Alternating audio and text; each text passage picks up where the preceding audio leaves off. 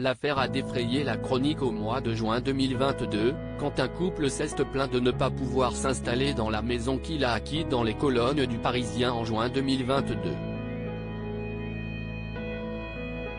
Le fait divers s'est transformé en scandale quand d'autres éléments ont alimenté le conflit. Non, il ne s'agit pas de squatteurs comme cela a été dénoncé mais d'une famille qui se dit victime d'une arnaque.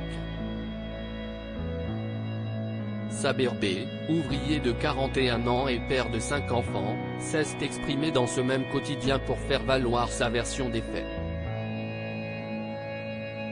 Il a déposé plainte pour escroquerie et violence aggravée. Tout commence à Olainville en Essonne quand Saber achète via Issama. Une connaissance qui se présente comme le propriétaire, une maison à vendre. Il lui fait signer un faux compromis de vente le 29 août 2021, de contrat de gré à gré, comme cela peut se faire en Tunisie, explique son avocate maître Samia Maktouf. Au pays, ça se passe comme ça, justifie Saber B, qui maîtrise mal le français. Sauf que ce contrat est un faux, la maison appartient à la nièce d'une dame âgée qui est décédée. Elle lutte régulièrement contre les squatteurs.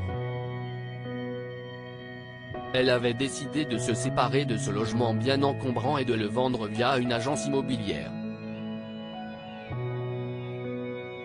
Constatant que la maison n'est pas occupée légalement, l'agence la propose donc à bas prix au fameux couple, Laurent et Elodie, qui signent, en connaissance de cause, une promesse de vente le 2 mars 2022 chez le notaire. Agence et notaire n'ont pas souhaité répondre aux sollicitations du Parisien. La maison achetée légalement par Laurent et Elodie, l'a donc aussi été par Saber mais ce dernier se dit escroqué par Issa, désormais en fuite en Tunisie. Sur les 120 000 € demandés par Issama, Saber B aurait ainsi fait un virement de 43 000 € et lui aurait donné le reste en liquide, selon son avocate. Il avait réussi à composer avec les squatteurs qui étaient sur place en échange de travaux le temps de son emménagement et avait scolarisé ensuite tous ses enfants dans le quartier. Une maison, deux ventes, deux achats parallèles qui se périclitent quand Elodie et Laurent veulent s'installer. Saber affirme avoir reçu au moins 3 visites du couple entre mars et mai 2022. Ils sont venus me proposer de 000 € pour partir, puis 5 000, puis 10 000, indique-t-il. Contacté, Laurent le contredit, si est faux, je ne lui aurais jamais donné un centime. Si est lui qui exigeait 10 000 €, puis 5 000, puis 2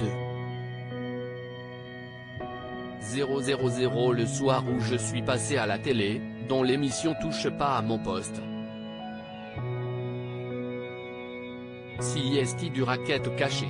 S'ensuit la fête d'emménagement pour Elodie et Laurent, le règlement de compte pour Saber au mois de mai. Selon une vidéo consultée par le quotidien, le couple a escaladé le portail, puis a été rejoint par une dizaine d'amis costauds, parfois casqués ou masqués.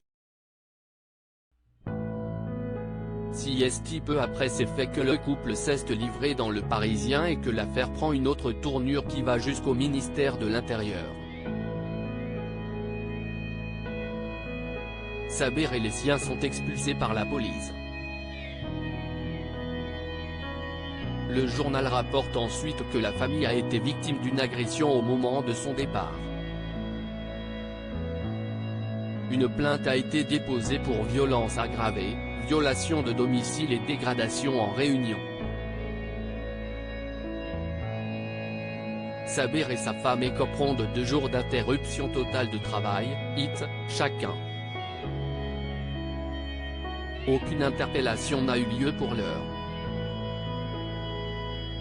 La famille, relogée temporairement dans un hôtel en Essonne, va déposer une requête en revendication de propriété afin que Saber récupère le logement, même si ses chances sont minces. Le père de famille veut aussi savoir pourquoi on l'a frappé avec ses enfants. « Je suis là pour travailler, pas pour me bagarrer, je ne veux plus de problèmes. » Laurent, lui, est aussi prêt à se battre jusqu'au bout pour sa maison.